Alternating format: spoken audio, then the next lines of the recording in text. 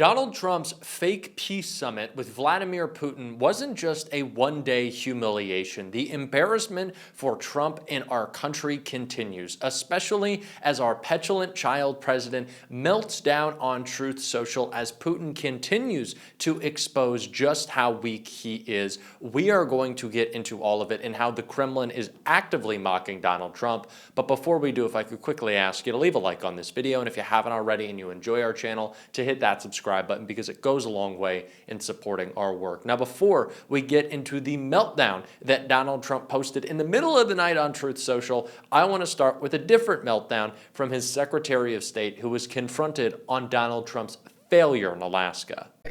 Can you name any concessions that Vladimir Putin made during this meeting?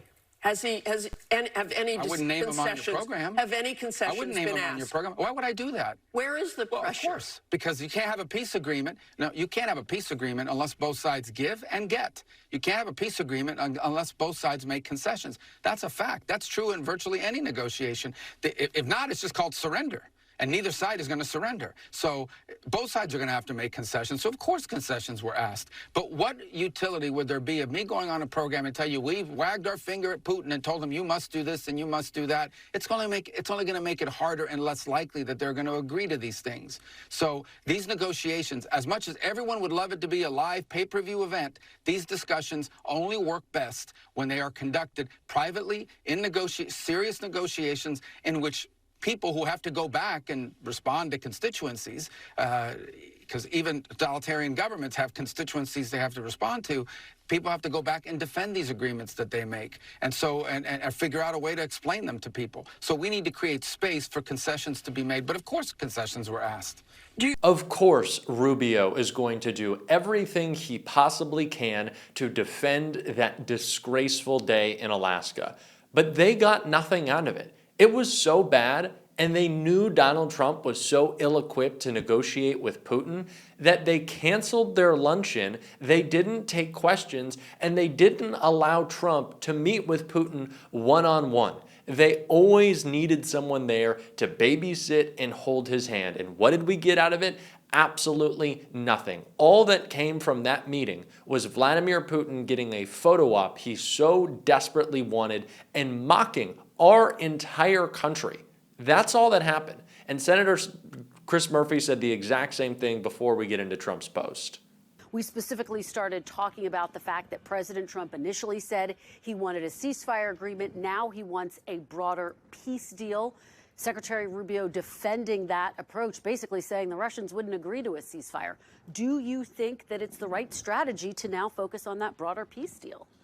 That meeting was a disaster. It was an embarrassment for the United States. It was a failure. Putin got everything he wanted. I mean, first of all, he wanted that photo op, right? He wanted to be absolved of his war crimes in front of the world. He was invited to the United States. War criminals are not normally invited to the United States of America. He is intentionally murdering civilians. He's kidnapping children. And now he got to stand next to the president of the United States, legitimized in the view of the world. Second, he didn't have to give up anything, nothing. Right? President Trump said he wanted a ceasefire. It appears the ceasefire wasn't even seriously discussed. And then third, there's no consequences. Trump said, if I don't get a ceasefire, Putin's going to pay a price. And then he walked out of that meeting saying, I didn't get a ceasefire, I didn't get a peace deal, and I'm not even considering sanctions. You heard Secretary Rubio downplay sanctions. And so Putin walks away with his photo op, with zero commitments made and zero consequences. What a great day for Russia. That's the whole ballgame. Of course, Marco Rubio is lying about the preferred outcome of that meeting. Of course, Donald Trump is switching up on what he wants out of this deal, no longer calling for a ceasefire, wanting an agreement that really doesn't hold any water with Putin. As Marco Rubio said in 2022, you can't make deals with this guy. It just doesn't work. Donald Trump is just doing what's going to make Putin happy because Putin gave Trump exactly what he wanted, saying that this war wouldn't have started if Trump was president in 2022. We know that's a lie because the war is still going and Donald Trump is president. So how would he have stopped it then if he can't stop it now and he doesn't care at all? It is a nonsensical talking point, but it's all Donald Trump cares about. But he also cares about how the media is perceiving his failure, and it's why we saw a meltdown on Truth Social. Donald Trump wrote 2 posts. If I got Russia to give up Moscow as part of the deal, the fake news and their partner, the radical left Democrats, would say I made a terrible mistake and a very bad deal. That's why they are the fake news. Also, they should talk about the 6 wars, etc. I just stopped. MAGA. Trump also writing, it's incredible how the fake news violently distorts the truth when it comes to me. There is nothing I can say or do that would lead them to write or report honestly about me. I had a great meeting in Alaska on Biden's stupid war, a war that should have never happened. Trump also bleated out Bella for no reason. So Trump is, of course, once again imploding before our very eyes, and I don't know what positive media coverage he expects to get. What came out of this meeting? Truthfully, what can Donald Trump say that he got? He's saying that if he had gotten Moscow in the deal, the media would be attacking him. But as opposed to what? What did he get? What's the delta between Russia giving up their capital and giving us nothing? Like, are you serious right now? Donald Trump delivered absolutely zero, and he wants credit for that? Again, for what? What was the outcome of this? That there will be another meeting eventually with Zelensky? You could have had him there now. This should have been an email. Instead, it was a celebration of Vladimir Putin at our expense. That's all it was. And Senator Chris Murphy had more to say on that right here. He is right that sanctions have not had any practical impact thus far. But that is in part because our sanctions are directly levied on Russia. And there's very limited economic relationship between the United States and Russia. These next sanctions that we're talking about, that Congress is considering authorizing, are actually secondary sanctions, sanctions that would make it hard for Russia to continue to do business with countries like China and India, who are essentially funding the war. So this next set of sanctions could be much more impactful. The problem is, in the Senate, the Republican leader won't even bring up a vote, a debate on this bill, because Donald Trump doesn't even want a discussion about these sanctions because he's so worried that it might upset his great friend Vladimir Putin. What is most impactful and what will be most impactful on this war are more weapons for Ukraine. And here's where Putin has the upper hand.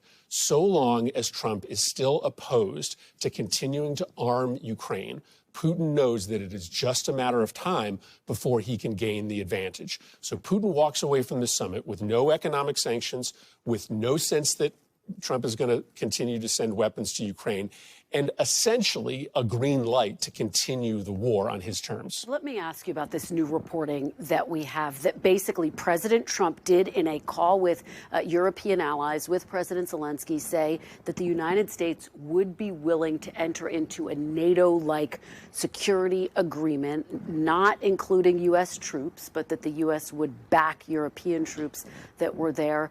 Is that enough? Well, that is an essential element of a peace agreement because any commitment that Vladimir Putin makes to not invade Ukraine again isn't worth the paper that it's written on. He's made that commitment many times before. So, yes, there has to be a guarantee that if Putin were to enter Ukraine after a peace settlement, that there would be some force there, a U.S. force, a U.S. European force there to defend Ukraine. But there are also reports from that call that Trump is willing to give more territory to Russia than they even occupy today, which would be a stunning development.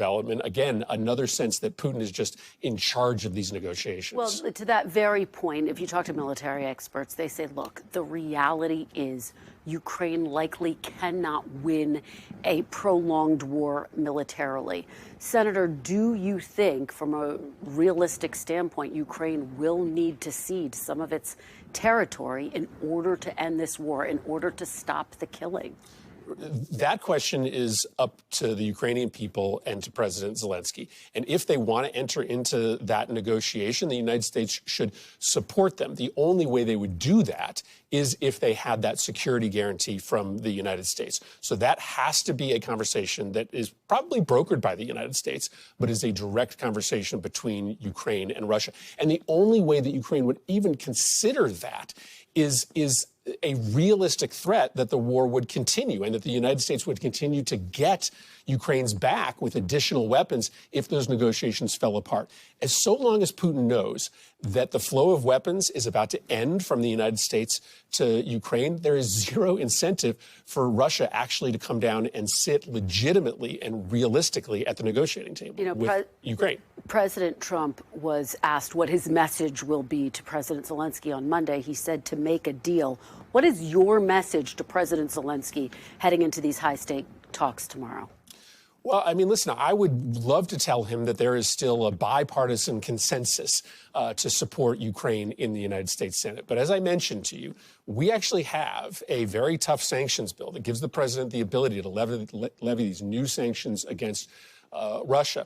But the Senate leadership won't even bring it up for a vote. Why? Because in the Congress, the Republicans essentially work for President Trump. And if President Trump tells them that his number one priority is to keep Vladimir Putin happy, not to actually levy the kind of sanctions that would create a realistic negotiating table, Senate Republicans are going to listen. So this is a really dangerous moment because Senate Republicans, House Republicans are not willing to support Ukraine if Donald Trump won't give them the green light. And as you saw coming out of that summit, it seems that Trump's number one priority is just keeping his friend Vladimir Putin happy. Let me ask you about what is unfolding here in the nation's capital.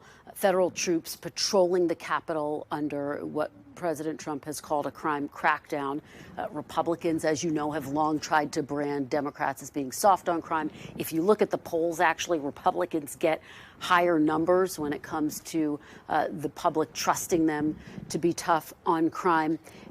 Do you think, and what is your message to people in the Capitol and elsewhere who buy into this argument that President Trump is making, that these cities are unsafe in part because of Democratic policies? Well, first, let's just look at the actual numbers. In Washington, D.C. and all across the country, crime was going up during Donald Trump's first term. And when Joe Biden became president, crime started to come down. In fact, it's been coming down precipitously in Washington and in cities all across the country. So it's just not true, the allegation that they are making. What's happening here in Washington, D.C. is just a stunt. Donald Trump didn't like the fact that the walls were closing in on him, that his own base was questioning why he wouldn't release the Epstein files, why he was protecting very powerful people. He didn't want to talk anymore about the fact that our healthcare system is about to collapse because of the cuts that they have made, that premiums are going to go up by 75% on Americans.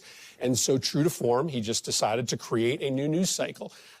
Nothing different is really happening in the United States Capitol today. Crime will continue to go down, whether or not there are U.S.